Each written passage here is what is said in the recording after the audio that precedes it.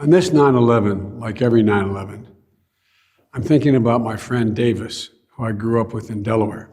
On this day 20 years ago, he and his family had just passed the first year without their youngest of three sons, Teddy, who died in a boating accident at age 15.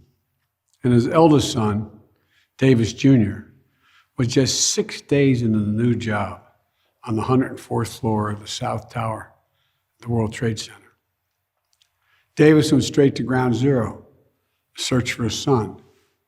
And he searched deep into the last inning of hope, as he put it. A few days later, I spoke with Davis and talked to his fathers who know.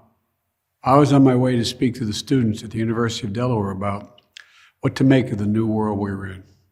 He told me to tell people, quote, "Don't be afraid."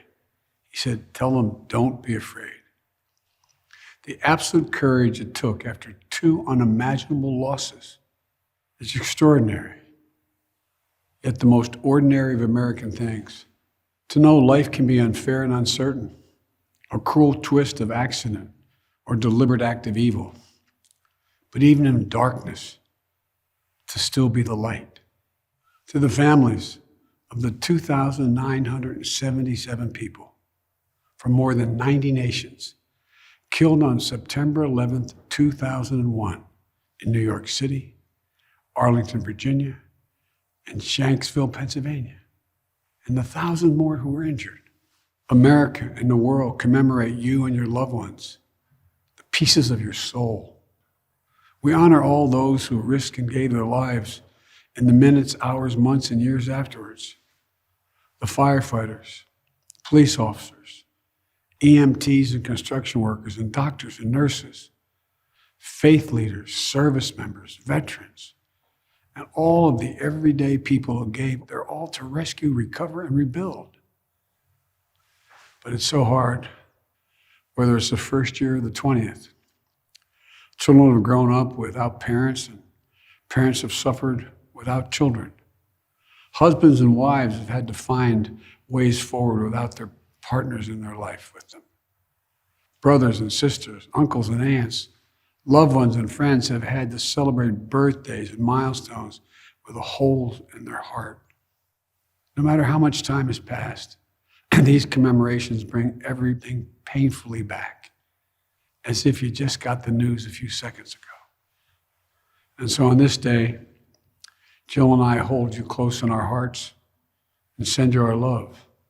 There are people around the world that you'll never know who are suffering through their own losses, who see you, your courage. Your courage gives them courage that they too can get up and keep going. And we hope that 20 years later, the memory of your beloved brings a smile to your lips, even while still bringing a tear to your eye.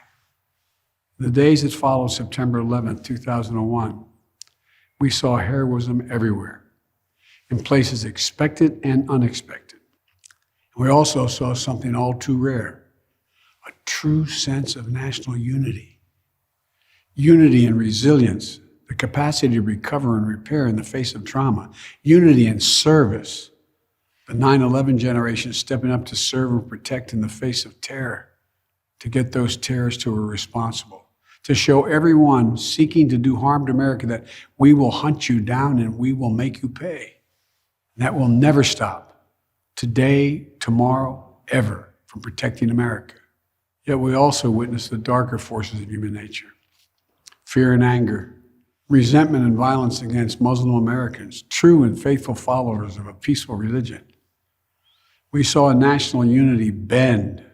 We learned that unity is the one thing that must never break. Unity is what makes us who we are. America at its best. To me, that's the central lesson of September 11th.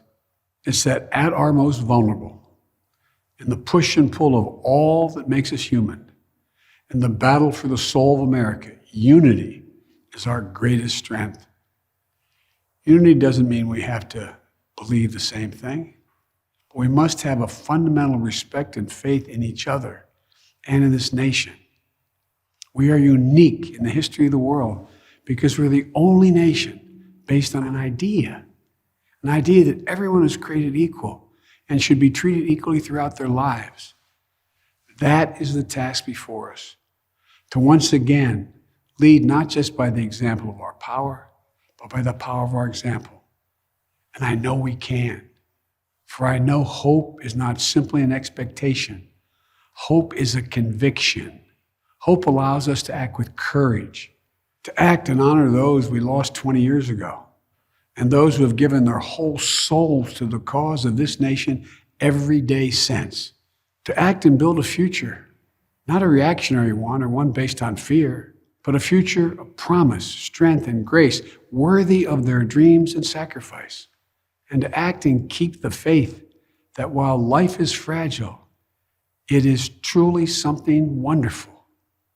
We find strength in its broken places, as Hemingway wrote.